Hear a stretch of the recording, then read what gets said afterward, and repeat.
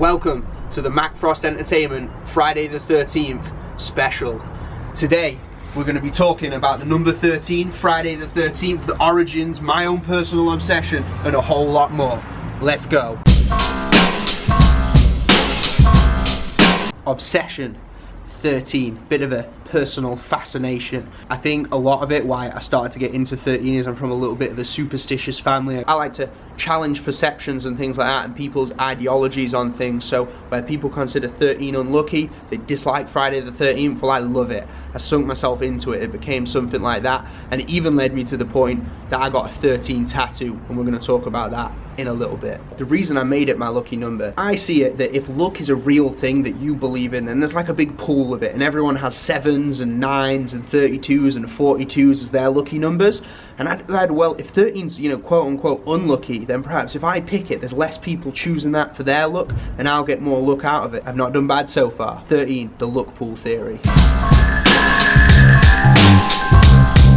The stigma of 13, something that we have to get into. You see, 13 has been unlucky for a lot longer than Friday the 13th has been considered to be unlucky. In fact, you can trace roots of 13 right the way back to biblical things. 13th disciple, Judas, who murdered him. The Last Supper had 13 people. Also, Norse mythology, Loki was the 13th god who eventually caused Ragnarok and destroyed Asgard.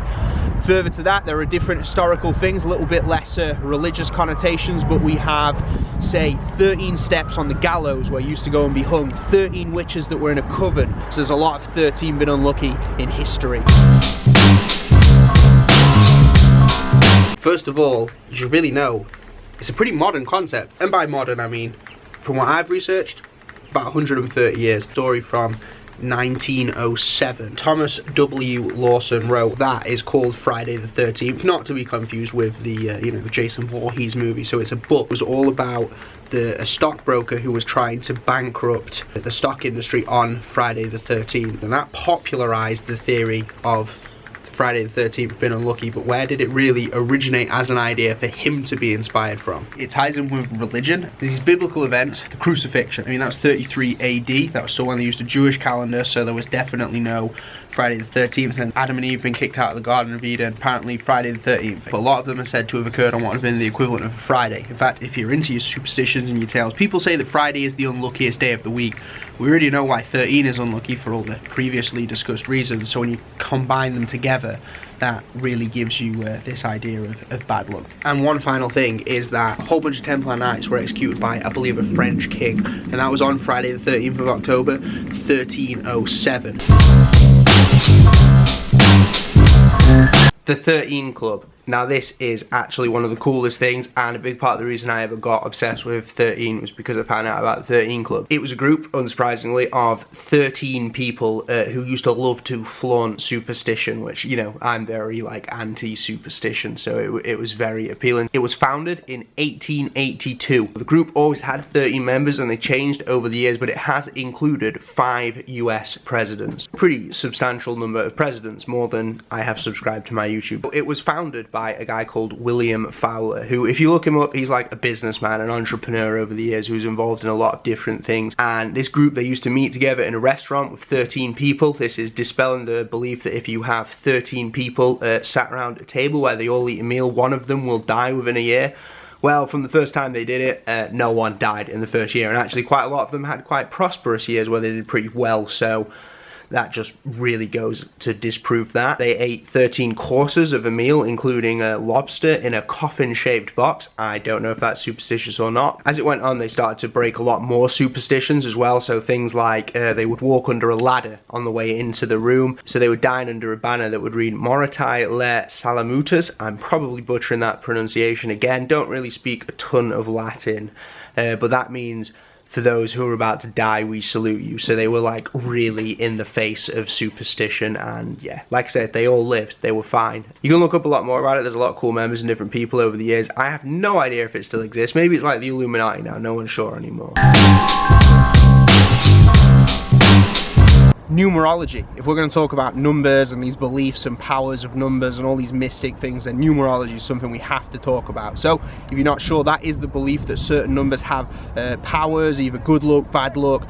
Different numbers have their own things. 13, of course, considered to be very, very unlucky. And that's mostly because numerologists consider the number 12 to be the perfect number. We're not going to get into that, maybe another video. And you find so many 12s in the world that we live in. There's 12 hours in a day, there's 12 months in a year. I'm sure there's countless other examples, and this has been it ever since like ancient Sumerian times when they introduced the idea of 12s into the calendar. But yeah, so if the number 12 is the perfect number, they say going one past perfection would be bad luck.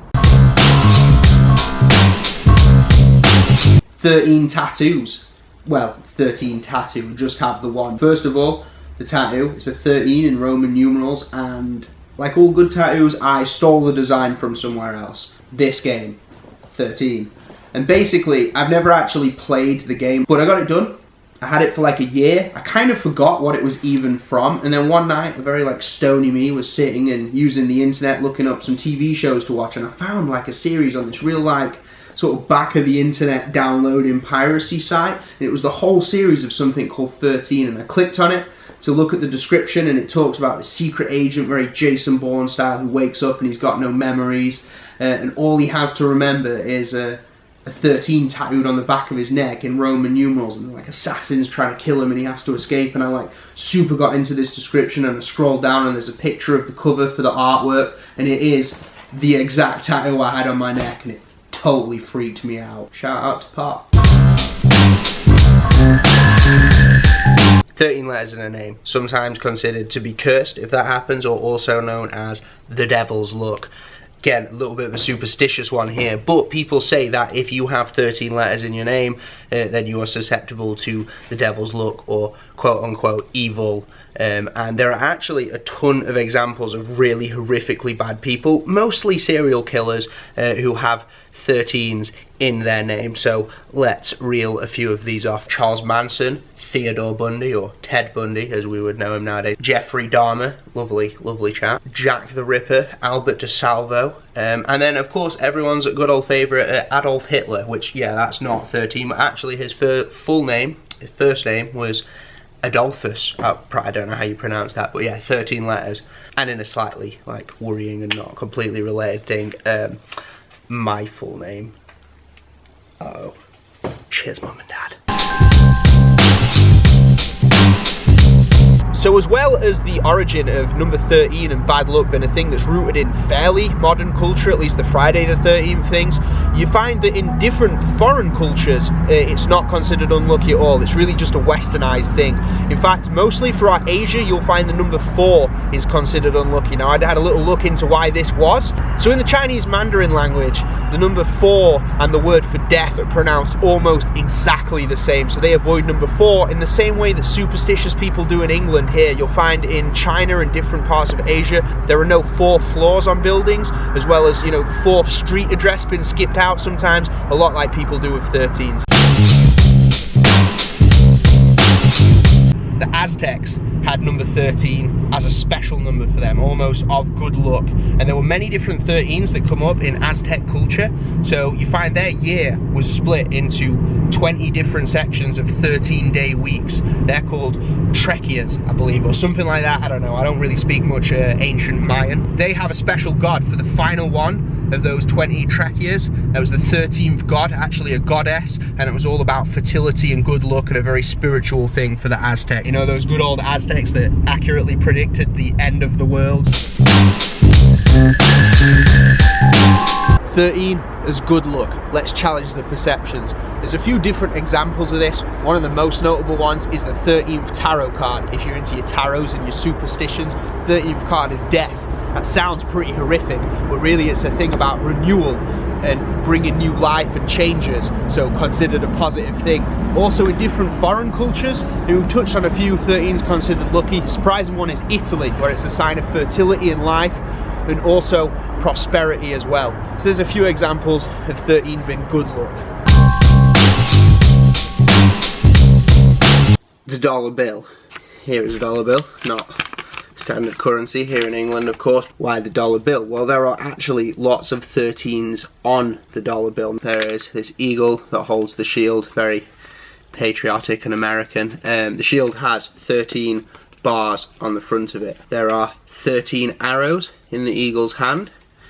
It's holding an olive branch that has 13 leaves on it. There are 2 different phrases on the bill itself. One that is above the eagle, E pluribus unum. Yes, that phrase we all know so well, but that has 13 letters. There is one over here above the little Illuminati thing that says Anit Coceptus. I don't know, I don't really speak much Latin, but that is also 13 letters. So we have 2 sets of 13 letters. Back to the eagle for a second. The eagle itself has wings, as eagles do, and they have plumes of feathers, to use the technical term. Each wing has 13 feathers. The little pyramid over on the other side has 13 steps on it as well. Last one, there's also 13 stars in that thing above the shield there. So basically, the whole thing is covered in 13s, so if that doesn't say Illuminati confirmed, I don't know what does. There you go, 13's the dollar bill, Illuminati confirmed. So that has been it, the Friday the 13th special. Thank you very much for tuning in. If you want to subscribe to the channel, if you want to share the video, that'd help a lot with what I'm trying to do here. If you want to know more about anything that I've talked about in the video, because some of it's been a little bit brief, then I will try and include a few links in the descriptions to some good articles, or if not, Google is your friend. Thank you very much for watching. Peace. It was founded by a chap called William Founder. It wasn't. It was founded by a man called William Founder, Jimmy. Can you believe that? What a coincidence.